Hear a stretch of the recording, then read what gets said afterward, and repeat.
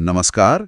आज हम एक ऐसे लेख के विचारों में गोता लगा रहे हैं जिसका शीर्षक है गरिमापूर्ण जीवन, अधिकार या खैरात। ये स्रोत हमें सोचने पर मजबूर करता है ना कि भारत में जहां एक तरफ इतनी क्षमता और विरासत है, वहीं दूसरी तरफ करोड़ों लोगों का जीवन और संविधान के वादे, इनके बीच की जमीनी हकीकत क्या है। स्रोत शुरू में ही एक बड़ा विरोधाभास सामने रखता है। मतलब कि कैसे एक बड़ी आबादी सरकारी अनाज पर निर्भर है, जबकि देश की संपत्ति वो कुछ ही हाथों में सिमटती जा रही है। ये स्रोत इसी जटिल स्थिति को समझने की कोशिश करता है। तो चलिए इसकी परतों को खोलते हैं जरा। हाँ बिल्कुल। और आज हमारी कोशिश यही रहेगी कि स्रोत के नजरिए से समझें कि ये गरिमापूर्ण जीवन आखिर है क्या चीज़, संवैधानिक वादे क्या कहते हैं, जमीनी हकीकत क्या दिखती है, और हाँ, क्या इस खाई को पाटने के लिए कोई रास्ता सुझाया भी गया है इसमें। हाँ, और ये जो शुरुआती विरोधाभास है ना, क्षमता और निर्भरता का, ये तो सीधा गरिमा के सवाल से जुड़ता है। तो स्रोत इस गरिमापूर्ण जीवन को कैसे परिभाषित करता है? क्या ये सिर्फ किसी तरह गुजारा कर लेना है? नहीं नहीं, बिल्कुल नहीं। स्रोत बहुत साफ कहता है कि ये सिर्फ जीवित रहने से कहीं कहीं आगे की बात है। गरिमापूर्ण जीवन के लिए कुछ बुनियादी चीजें अनिवार्य बताई गई हैं, जैसे पोषण युक्त भोजन और खासकर जन्म के समय माँ का दूध, मौसम के हिसाब से कपड़े, एक सुरक्षित छत, फिर शिक्षा, स्वास्थ्य सेवाएं, साफ हवा पानी, और हाँ, सबसे जरूरी आत्मिक और मानसिक विकास के अवसर। स्रोत का तर्क है कि इनके बिना, इनके अभाव में जीवन में गरिमा की कल्पना करना भी मुश्किल है। यानी सिर्फ पेट भरना काफी नहीं है। जीवन की गुणवत्ता और इंसान की जो क्षमता है, उसका विकास भी उतना ही अहम है। हाँ। इसी संदर्भ में स्रोत खैरात और क्रय शक्ति में एक महत्वपूर्ण अंतर करता है। ये जो 5 किलो अनाज जैसी सरकारी मदद है, जिसे स्रोत खैरात कह रहा है, इस पर निर्भरता को लेकर स्रोत की क्या चिंताएं हैं? क्या दिक्कत है इसमें? हाँ, ये एक बुनियादी सवाल उठाता है स्रोत यहाँ पर। उसके अनुसार इस तरह की खैरात, वो मदद जो बिना किसी अर्जित योग्यता के मिल रही है, ये व्यक्ति को लंबे समय में निर्भर बनाती है और कहीं ना कहीं शायद असहाय भी। इसके उलट क्रय शक्ति, यानी व्यक्ति की अपनी मेहनत, अपनी काबिलियत से कमाने और खर्च करने की जो ताकत है, वो उसे आत्मनिर्भर बनाती है, सशक्त करती है। स्रोत मौजूदा राजनीतिक व्यवस्था पर यह टिप्पणी भी करता है कि वोट पाने के लिए यह खैरात बांटने का चलन ये बढ़ गया है, जो कि शायद दीर्घकालिक आत्मनिर्भरता के लक्ष्य के एकदम विपरीत जाता है। लेकिन एक सवाल मन में आता है, क्या मुश्किल वक्त में, एकदम तात्कालिक राहत के तौर पर, इस तरह की मदद की कोई भूमिका नहीं हो सकती, जब तक कि व्यक्ति की वो क्रय शक्ति बन न जाए? स्रोत इस पर कुछ कहता है? देखिए, स्रोत तात्कालिक राहत को पूरी तरह से नकारता नहीं है, ऐसा नहीं है, लेकिन उसकी मुख्य चिंता उस व्यवस्था पर है, उस सिस्टम पर है जो स्थायी रूप से लोगों को खैरात पर निर्भर बनाए रखती है, बजाय इसके कि उनकी क्रय शक्ति बढ़ाने पर ध्यान दिया जाए। चिंता इस बात की है कि कहीं ये निर्भरता एक राजनीतिक रणनीति न बन जाए जो लोगों को सशक्त करने के बजाय उन्हें बस वोट बैंक्स तक सीमित कर दे। ये एक बहुत अहम नुक्ता है। अच्छा, अब अगर हम संवैधानिक पहलू पर आएं, तो हमारे संविधान की प्रस्तावना में तो सामाजिक, आर्थिक, राजनीतिक न्याय का वादा किया गया है ना? अनुच्छेद 21 जीवन का अधिकार देता है। तो फिर ये गरिमापूर्ण जीवन जमीनी हकीकत क्यों नहीं बन पा रहा? कहाँ है वो गैप? हाँ, ये वादे और अधिकार संविधान में बिल्कुल दर्ज है, और जो नीति निर्देशक तत्व हैं वो भी राज्य को संसाधनों के न्यायपूर्ण वितरण का निर्देश देते हैं। लेकिन स्रोत जिस व्यावहारिक समस्या की ओर इशारा कर रहा है, वो है इन प्रावधानों का लागू करवाने योग्य न होना, नॉन जस्टिशिएबल होना। आप प्रस्तावना के वादों या नीति निर्देशक तत्वों के आधार पर सीधे अदालत जाकर सरकार को बाध्य नहीं कर सकते हैं ना? हाँ, अनुच्छेद 21 जीवन का अधिकार वो जरूर मौलिक अधिकार है, और उसकी व्याख्या भी समय के साथ विकसित हुई है अदालतों ने। इसमें स्वच्छ पर्यावरण या आजीविका के अधिकार जैसी बातों को भी शामिल माना है।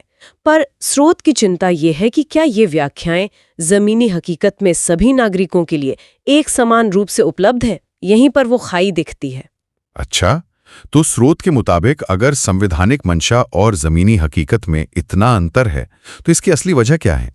किन मूल समस्याओं की तरफ ये लेके इशारा कर रहा है? स्रोत 2 मुख्य वजहें गिनाता है। पहली तो है समाज में जो बहुत गहराई तक पैठ बना चुकी आर्थिक असमानता है, और संपत्ति का चंद हाथों में सिमट जाना। हम्म। और दूसरी वजह, स्रोत राजनीतिक व्यवस्था की जो प्राथमिकताएं हैं उन पर सवाल उठाता है।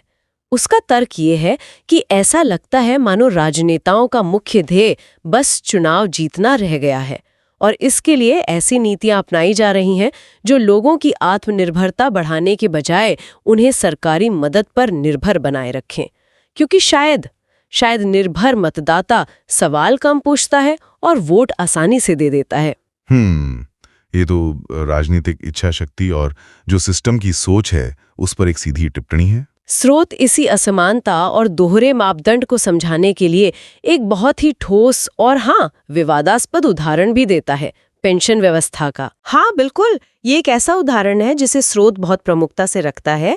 इसमें बताया गया है कि कैसे विधायक और सांसद सिर्फ एक कार्यकाल पूरा करने पर भी पुरानी पेंशन योजना यानी OPS उसके तहत आजीवन पेंशन के हकदार हो जाते हैं। और कई बार तो ऐसा भी होता है कि कई पेंशन पाते हैं अगर वे अलग अलग सदनों के सदस्य रहे हों। अच्छा, और इसके मुकाबले आम सरकारी कर्मचारियों के लिए क्या स्थिति बताई गई है स्रोत में? स्रोत के अनुसार इसकी ठीक उलट स्थिति है। 2004 के बाद जो करोड़ों कर्मचारी सरकारी सेवा में आए हैं उनके लिए OPS खत्म कर दी गई है और उन्हें नई पेंशन योजना यानी NPS या कुछ राज्यों में UPS जैसी योजनाओं के दायरे में लाया गया है। तो इस NPS UPS को लेकर स्रोत की मुख्य आपत्ति क्या है? ये OPS से अलग कैसे है? क्या प्रॉब्लम है इसमें? मुख्य आपत्ति ये है कि NPS UPS जो है वो पूरी तरह से बाजार के जोखिमों पर आधारित है, मार्केट लिंक्ड है। इसमें कोई गारंटी नहीं है कि रिटायरमेंट के बाद कितनी पेंशन मिलेगी। क्यों? क्योंकि ये शेयर बाजार कैसा परफॉर्म करता है उस पर निर्भर करता है। स्रोत इसे OPS की तुलना में बेहद असुरक्षित मानता है क्योंकि OPS में एक निश्चित पेंशन की गारंटी होती थी। स्रोत इसे जनप्रतिनिधियों और उन्हीं की सेवा करने वाले सरकारी कर्मचारियों के बीच एक साफ दोहरा मापदंड कहता है और इसे संविधान की जो समानता की भावना है उसके विरुद्ध मानता है। तर्क ये दिया गया है कि अगर देश की आर्थिक स्थिति ऐसी है कि सभी के लिए OPS जारी रखना मुश्किल है तो ठीक है, लेकिन फिर ये नियम सब पर समान रूप से लागू होना चाहिए, है ना? ये पेंशन का मुद्दा तो वाकई इस बहस को और पेचीदा बना लेता है कि अधिकार और सुविधाओं का बंटवारा कितना न्यायपूर्ण है हमारे यहाँ। तो इस स्थिति में स्रोत क्या मांग सामने रखता है? क्या कहता है कि होना क्या चाहिए? स्रोत की मांग बहुत सीधी और स्पष्ट है। या तो OPS सभी सरकारी कर्मचारियों और नेताओं सबके लिए बहाल की जाए या फिर नेताओं को जो ये विशेष पेंशन सुविधा मिल रही है उसे समाप्त किया जाए, समानता हो। स्रोत इस बात पर जोर देता है कि पेंशन कोई खैरात नहीं है, ये सेवा के बदले अर्जित किया गया अधिकार है जो वृद्धावस्था में गरिमा सुनिश्चित करने में मदद करता है। इसलिए स्रोत इस असमानता के खिलाफ संगठित होकर आवाज उठाने का एक तरह से आह्वान भी करता है। ठीक है, तो ये समस्याएं और उनका एक विशिष्ट उदाहरण जैसे पेंशन वाला हमने देखा। अब समाधान की बात करते हैं। क्या स्रोत स्थिति को बदलने के लिए कुछ ठोस रास्ते सुझाता है, कुछ सलूशन देता है? हाँ, बिल्कुल। स्रोत सिर्फ समस्याएं गिनाकर नहीं छोड़ता, बल्कि समाधान की दिशा में कुछ ठोस कदम भी सुझाता है। इन्हें हम कुछ मुख्य बिंदुओं में देख सकते हैं। पहला और सबसे बुनियादी सुझाव है संवैधानिक बदलाव का। स्रोत कहता है कि भोजन, वस्त्र, आवास, शिक्षा और स्वास्थ्य इनको मौलिक अधिकारों का दर्जा दिया जाए, फंडामेंटल राइट्स, ताकि नागरिक इन्हें अदालत के जरिए लागू करवा सके। अच्छा, और आर्थिक मोर्चे पर क्या सुझाव है? आर्थिक नीतियां ऐसी बने जो खैरात पर निर्भरता घटाएं और आम आदमी की क्रय शक्ति बढ़ाएं। इसका मतलब है रोजगार पैदा करना, उचित वेतन देना, स्किल डेवलपमेंट पर जोर देना, ये सब। साथ ही संपत्ति का जो बढ़ता संकेंद्रण है उसे रोकने और संसाधनों के न्यायपूर्ण वितरण के लिए प्रभावी कदम उठाने की जरूरत बताई गई है। और राजनीतिक जवाबदेही का क्या मतलब? क्या नेता अपने वादों के लिए जिम्मेदार ठहराए जा सकते हैं? इस पर कुछ? स्रोत ये सुझाव देता है कि चुनावी घोषणा पत्रों को कानूनी रूप से बाध्यकारी बनाया जाए, लीगल बाइंडिंग हो, ताकि वे सिर्फ वोट मांगने का जरिया ना रह जाए। वादा किया है तो निभाना पड़ेगा। और आखिरकार स्रोत सबसे बड़ी जिम्मेदारी आम जनता पर डालता है। वो कहता है कि लोगों को खैरात की राजनीति से ऊपर उठना होगा और अपने अधिकारों की मांग करनी होगी। वोट के बदले खैरात नहीं बल्कि गरिमापूर्ण जीवन के अधिकार की मांग करनी होगी। तो ये सुझाव तो एक तरह से व्यवस्था के हर स्तर पर बदलाव की बात करते हैं, कानूनी, आर्थिक, राजनीतिक और सामाजिक भी। इस पूरी चर्चा का निचोड़ क्या निकलता है? स्रोत का अंतिम निष्कर्ष, उसका फाइनल वर्ड क्या है? निष्कर्ष बहुत स्पष्ट है और शक्तिशाली भी। स्रोत कहता है कि गरिमापूर्ण जीवन हर इंसान का जन्मसिद्ध अधिकार है। ये कोई एहसान या खैरात नहीं है। और जब तक भोजन, वस्त्र, आवास, शिक्षा, स्वास्थ्य जैसी जो बुनियादी ज़रूरतें हैं वे संवैधानिक रूप से मौलिक अधिकार नहीं बन जाती, तब तक सामाजिक और आर्थिक न्याय के सारे वादे वो अधूरे ही रहेंगे, बस कागजी शेर बने रहेंगे। हाँ, और स्रोत अपनी बात पर वजन डालने के लिए कुछ नारों का भी इस्तेमाल करता है ना, जो शायद इस पूरी भावना को समेट लेते हैं। हाँ, बिल्कुल। अंत में स्रोत कुछ नारों का इस्तेमाल करता है जो इसी अधिकार और गरिमा की मांग पर जोर देते हैं और वो जो खैरात की संस्कृति है उसे नकारते हैं। सार यही है कि हमें खैरात नहीं अधिकार चाहिए, हमें खैरात नहीं गरिमा चाहिए। और एक और है, भोजन, वस्त्र और आवास हर जन का है मौलिक अधिकार। ये नारे सीधे सीधे व्यवस्था से अधिकारों की मांग करते हैं, खैरात की नहीं। तो इस पूरे विश्लेषण से एक बात तो साफ उभरती है कि स्रोत केवल नीतियों या कानूनों में ऊपरी बदलाव की बात नहीं कर रहा है, बल्कि एक बुनियादी सोच में बदलाव की मांग कर रहा है, जहां नागरिक को केवल लाभार्थी न समझा जाए बल्कि एक अधिकार धारक के रूप में देखा जाए, है ना? बिल्कुल सही। और ये स्रोत सिर्फ समस्याओं और समाधानों की लिस्ट देकर ही खत्म नहीं होता।